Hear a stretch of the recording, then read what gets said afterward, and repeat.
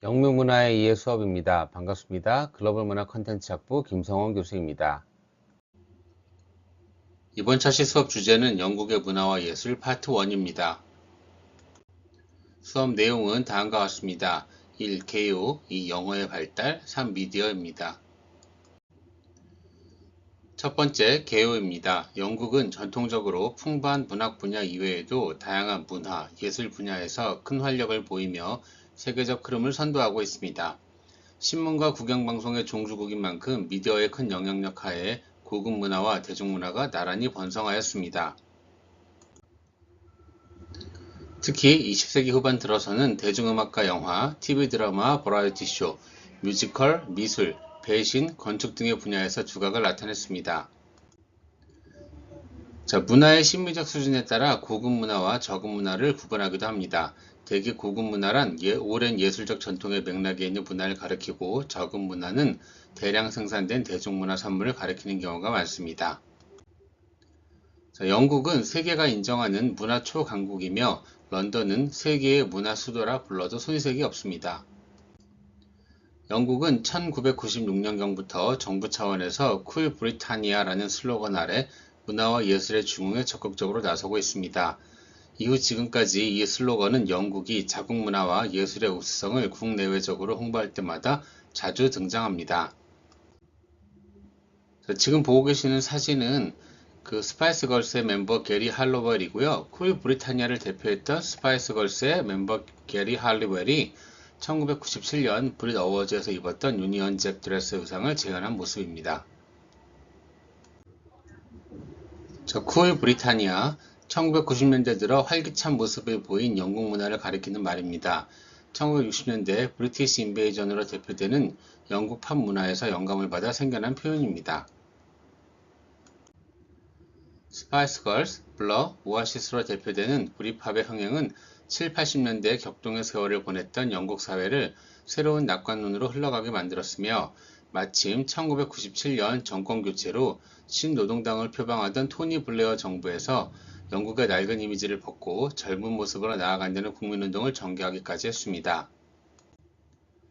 이러한 문화대국으로서의 영국의 21세기 경제성은 2012년 런던에서 개최된 제30회 하계올림픽에서 유감없이 발휘되었습니다.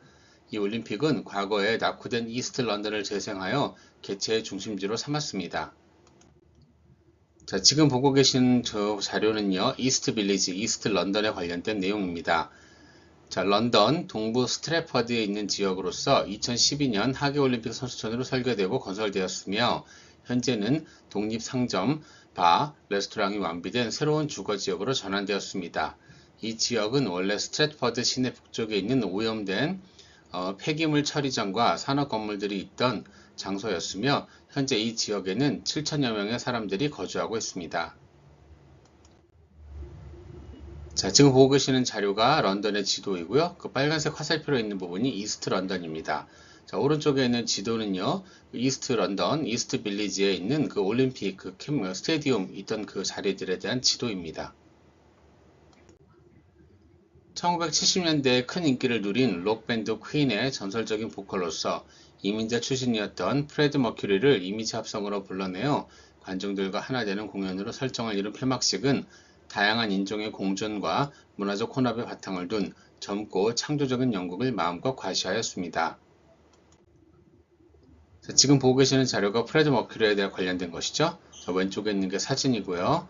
1946년에 출생해서 91년에 사망했습니다. 잔지바르에서 태어난 영국의 음악가이자 음악 프로듀서입니다. 퀸의 리드 보컬로서 4옥타브를 넘나드는 화려한 보컬이 압권이며 특유의 무대 장악력과 퍼포먼스로 록 역사상 최고의 보컬 워크를 남긴 아티스트 중 한 명으로 꼽힙니다. 프레드 머큐리가 작곡한 곡들로는 보헤미안 랩소디, We Are the Champions, Love My Life, Crazy Little Thing Cat, Love, Somebody to Love 이런 노래들이 있습니다.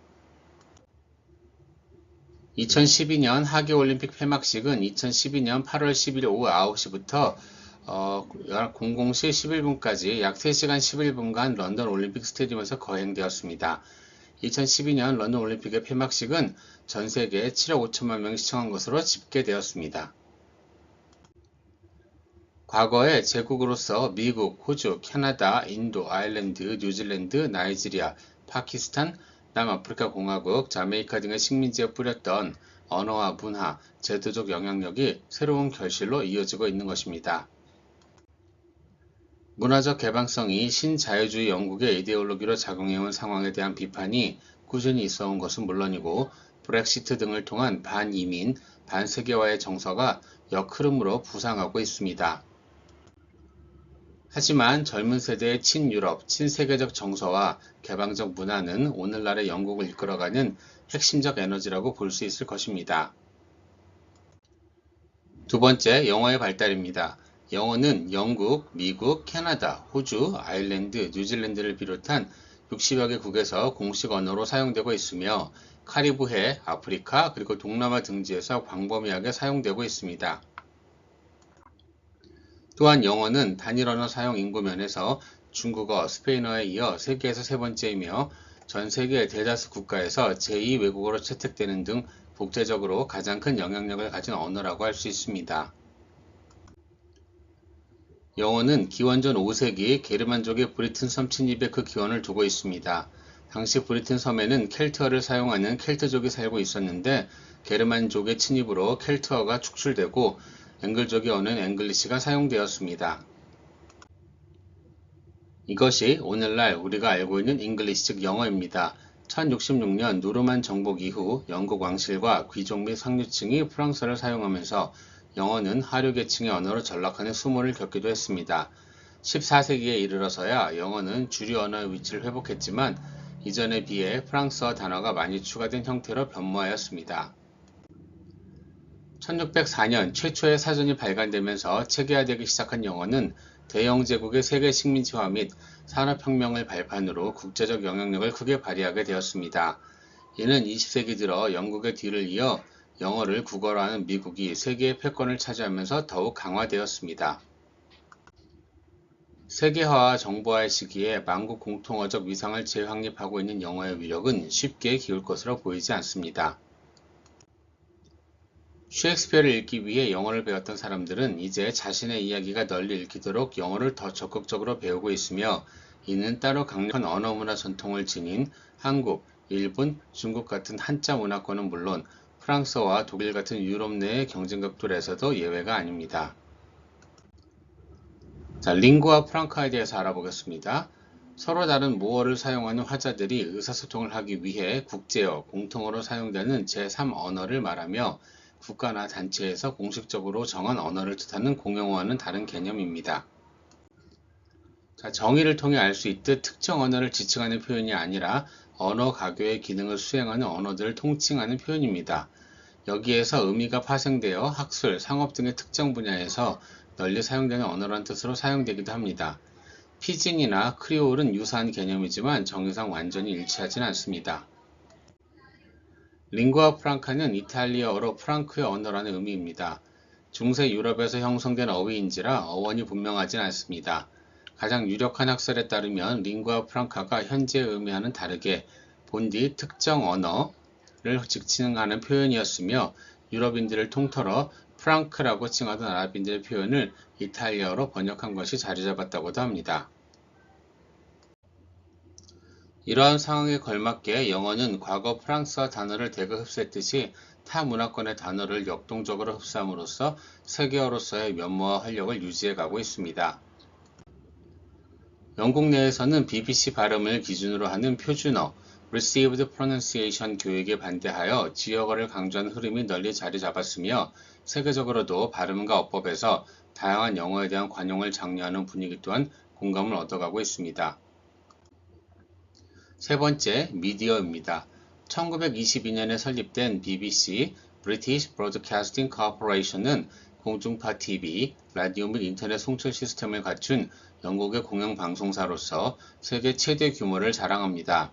BBC는 영국과 해외에 수많은 자회사를 거느리고 있으며 2020년에는 BBC 코리아도 설립되었습니다.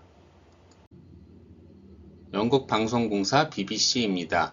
영국 런던의 공영방송사로서 채널은 BBC 1, 2, 3, 4, CBBC, CBeBS, BBC News, BBC Parliament, BBC 월드로 나뉘어 있습니다.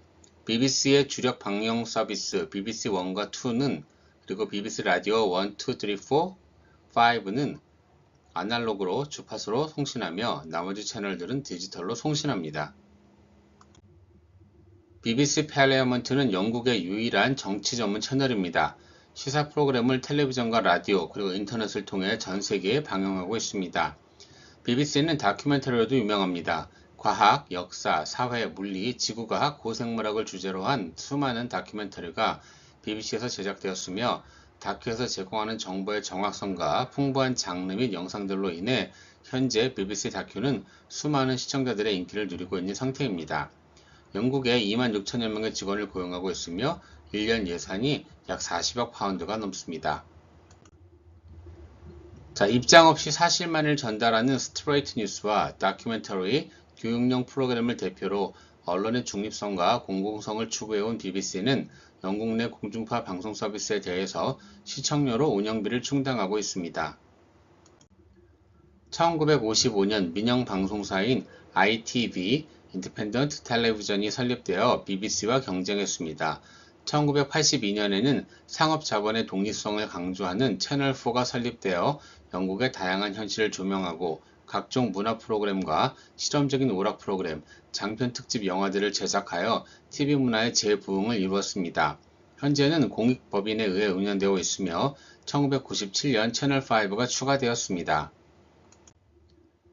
공중파 이외에 1990년에는 1980년부터 실험적 서비스를 제공했던 위성방송국들이 합병하여 스카이 채널을 출범시켰고 스카이 그룹은 이후 디지털 위성방송, 인터넷 서비스, 휴대전화 서비스를 종합적으로 제공하는 대규모 미디어 기업으로 발전하였습니다. 스카이 채널은 프리미어 리그의 독점 중계로 유명합니다. 이외에 케이블 TV 방송국들이 있으며 지역별로 분리된 케이블 사업자들이 전화와 인터넷 서비스와 함께 콘텐츠를 제공합니다. 17세기 들어 유럽 전역에서 발행되기 시작한 신문은 특히 시민사회가 안착한 영국에서 꽃을 피웠습니다. 1785년에 창간된 타임즈는 당파적 대립을 넘어서는 중립적 보도로 명성을 쌓은 후 오늘날까지 이루고 있습니다. 18세기 영국은 개간 비평지를 통해 정파적 색채를 지니고 의견을 피력하는 문화가 뿌리를 내려 19세기에 이르면 일간지 이외의 각종 개간 및 주간 비평지, 월간지까지를 포함하는 정기 간행물 문화가 크게 번성했습니다. 지금 보고 계시는 자료는 타임즈와 관련된 것이고요. 왼쪽에 보이는 게 타임즈의 그 사진입니다. 1785년에 창간된 영국의 신문입니다. 세계에서 가장 오래된 일간 신문으로서 발행 부수는 68만 8천 부에 이릅니다. 뉴욕 타임스 등의 타임스가 붙는 신문들의 원조입니다. 가디언, 데일리 텔레그래프와 함께 영국의 대표적인 브로드시트 신문입니다. 보수주의 성향이지만 같은 보수주의 성향의 데일리 텔레그래프보다는 온건한 논조를 보입니다. 타임즈의 마스트 헤드에는 더와 타임즈, 영국 왕실 문장이 들어가 있습니다. 자, 왼쪽에 사진을 보시면 더 있고 영국 왕실 문장이 있고 타임즈 이렇게 되어 있죠. 이게 상징입니다. 약 5만 종을 넘는 이러한 간행물들은 19세기 후반에 이르면 언론을 제4의 권력이라고 칭할 만큼 시민사회에 큰 기둥 역할을 했습니다. 1821년 창간된 가디언은 친노동단계 신문으로 오늘날까지 건재합니다.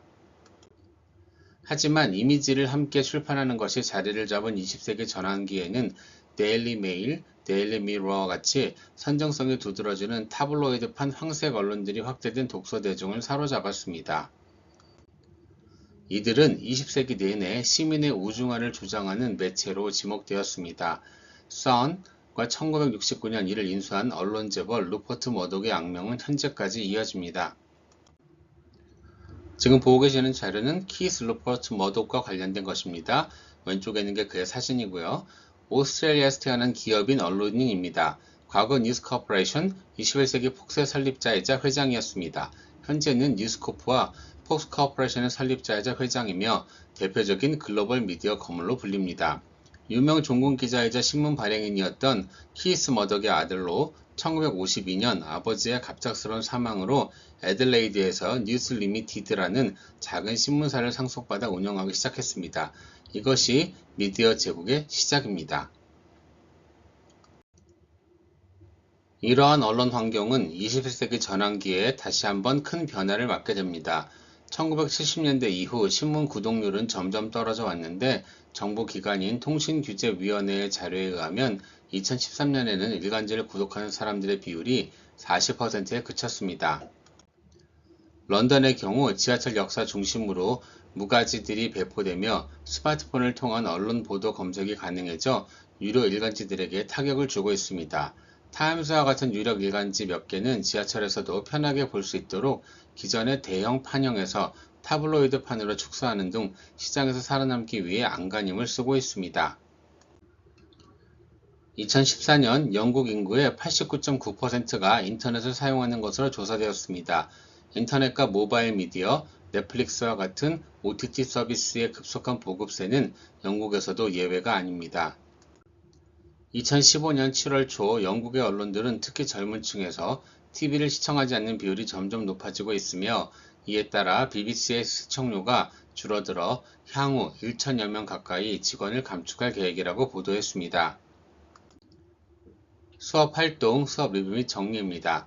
남은 시간 동안 이번 차시 학습한 온라인 강의 내용을 복귀한 후 학습 내용, 깨닫게 된 사항들, 그리고 질문 사항들을 간략하게 요약 정리해 보면 좋을 것 같습니다.